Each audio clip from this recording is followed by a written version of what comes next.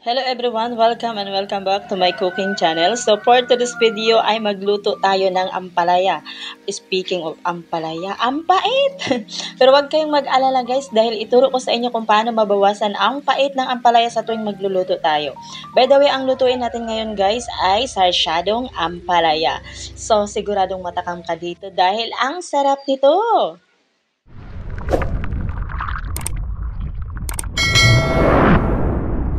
Hello, good morning. Ito yung ating mga sangkap. Meron tayong bawang sibuyas, kamatis, at syempre ang palaya. Meron din tayong 1/4 kilo na giniling at magic sarap.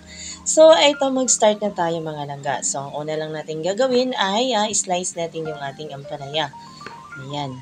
So, ayan. Just keep on watching mga langga. So, bagay dito, napakasimpleng gagawin nito, no? Kaya kayang-kaya na natin tong gagawin. So, ayan lang guys, no? Hiwain lang natin muna yung ating ampalaya at syempre tanggalan natin muna ng buto. Ayan.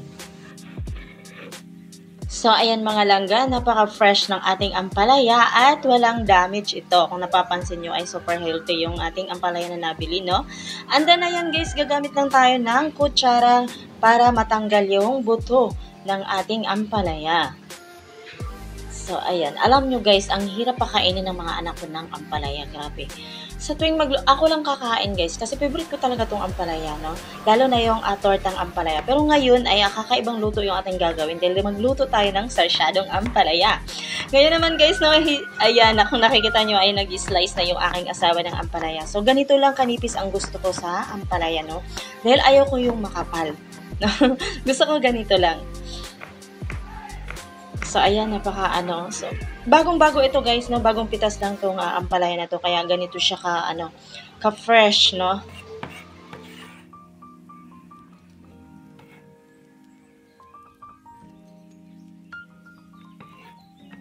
So, eto na nga guys, no? Tapos na tayong mag-slice ng ating ampalaya. Ayan, so ganito kadami yung ating lulutuin na ampalaya ngayon.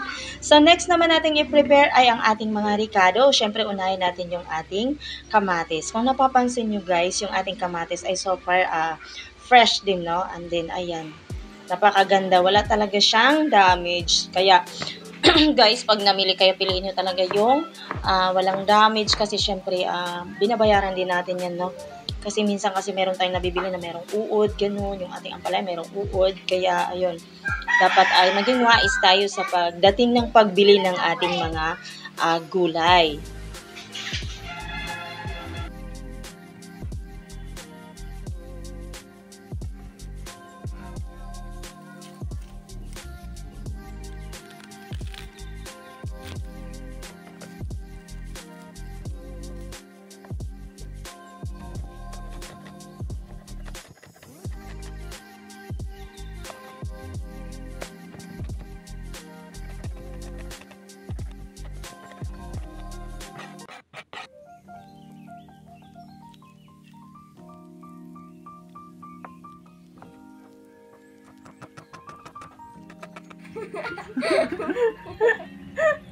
Sino ba yan?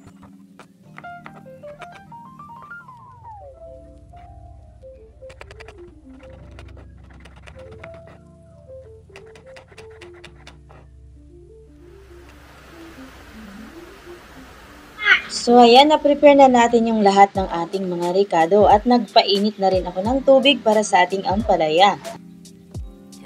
2,000 years later. So, eto na nga mga langga, mainit na yung ating tubig, kaya naman ilagay na natin si ampalaya. So, ito yung way mga langga na sinasabi ko na mabawasan yung pait ng ating ampalaya. Pero dito ay hindi talaga totally maubos yung pait. Siyempre, hindi na yun ampalaya kung wala na talaga pait, no?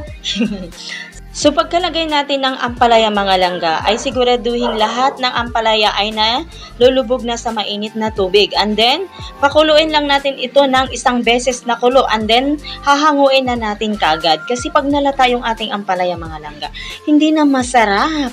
Kaya dapat ay half cook lang talaga ang gagawin natin dito.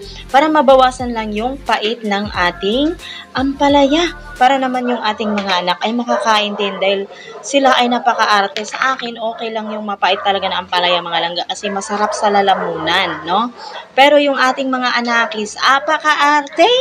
Kaya ayan, ginagawa na natin ng paraan. So, set aside muna natin yung ating ampalaya at magpainit tayo ng kawali. So, pagkainit ng ating kawali mga langga, ay pwede na nating ilagay yung ating giniling na baboy. So, dito ay kung napapansin nyo, ay hindi tayo naglalagay ng mantika. Dahil yung ating giniling na baboy ay mataba na. So, ngayon, ang gagawin natin ay medyo isasangag lang natin siya hanggang sa maluto yung ating giniling. At syempre, maglagay na tayo ng asin at paminta. And then guys, continue tayo sa paghalo ng ating giniling ng baboy hanggang sa ito ay mag-dry at mawala na yung sabaw niya.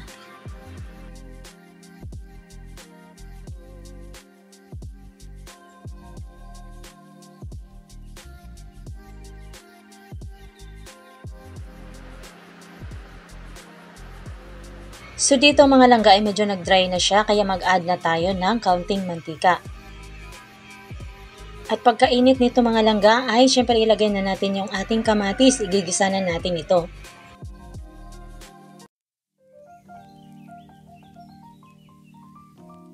At pagkatapos ilagay na rin natin ang ating sibuyas at bawang.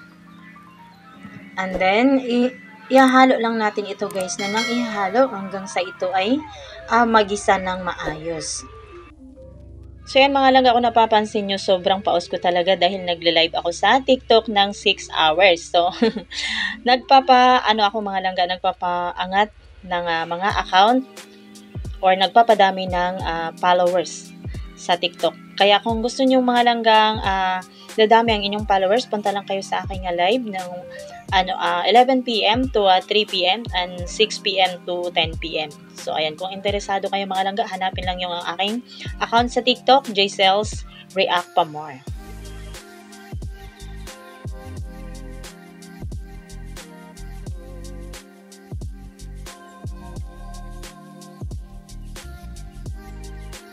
So, ayan, naigisa na natin yung ating ricado kasama ang ating giniling. So, nag-iimpisa na yung bango. So, dito guys, pwede na tayong mag-add ng kaunting tubig. So, depende sa iyo guys kung medyo marami yung tubig. Pero sa akin ay dapat ay kaunti lang yung tubig, no? Dahil ito ay sarsyadong ampalaya. So, isang kulo lang nito guys. At pagkatapos ay pwede na nating lagay yung ating ampalaya. So, dahil na-half-cook na natin yung ampalaya, kaya saglit lang natin itong lulutuin.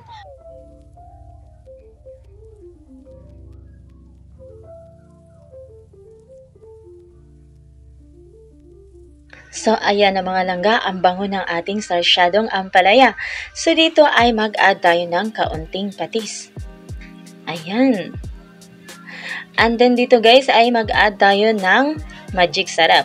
Ito yung nagpapangkumpleto ng sarap ng ating sarsyadong ampalaya.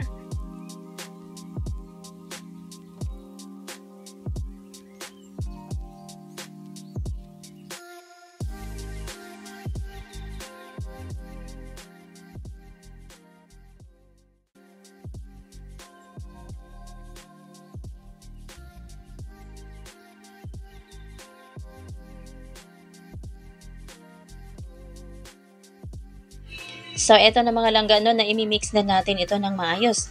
Ngayon ay pakuluin na lang natin ito ng saglit at habang pinapakulo natin ay i-prepare naman natin yung ating itlog. So, 3 itlog lang ang ating ilalagay dito guys, no? Dahil meron na tayong giniling na baboy. So, dito ay ibabati lang natin ito ng maayos at pagkatapos ay pwede na natin itong ilagay sa ating sarsyadong ampalaya.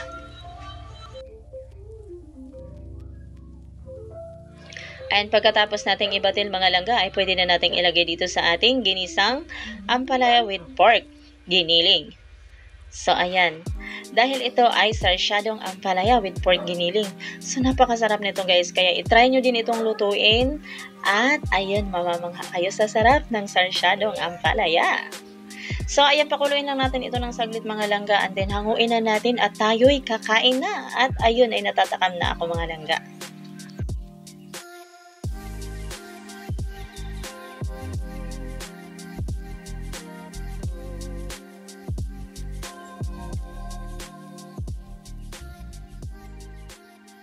So, ito na yung pinakahihintay natin mga langga. Tapos na. Luto na yung ating sarsyadong ampalaya. So, ayan, ilalagay na natin sa ating mahiwagang plating plates. So, excited na akong kumain nito mga langga dahil ito yung first time na kumain ako ng sarsyadong ampalaya. Dahil pag nagluluto ako ng ampalaya, laging tortang ampalaya. So, yun naman talaga yung nakasanayan natin langga, no? Yung tortang ampalaya. So, ngayon naman ay medyo mag-level up tayo dahil meron itong giniling. And then, meron pang itlog. So, kaya tinatawag natin itong sarsyadong ampalaya. So, i-try nyo din itong mga langga. Napakasarap ng, ng recipe ng ampalaya. So, and then yung niya mga langga, yun, hindi na siya ganun ka pait, no? Kung napapansin yung mga langga, kung wala tayong gagawing medyo mabawasan yung pait ng ating ampalaya, sobrang pait talaga. So, yung ating mga kasama sa bahay na ayaw ng mapait, kaya hindi sila nakakain ng maayos. So, ganito naman ang gagawin natin mga langga, no? Para lahat ng ating kasama sa bahay ay makakain ng ampalaya. Lalong-lalo na yung ating mga anak na napaka-arte. Ayaw kumain ng mapait. So, this is it mga langga, and hanggang dito na lang. Thank you for watching, and don't forget to like and subscribe. And see you in my next vlog. Bye-bye!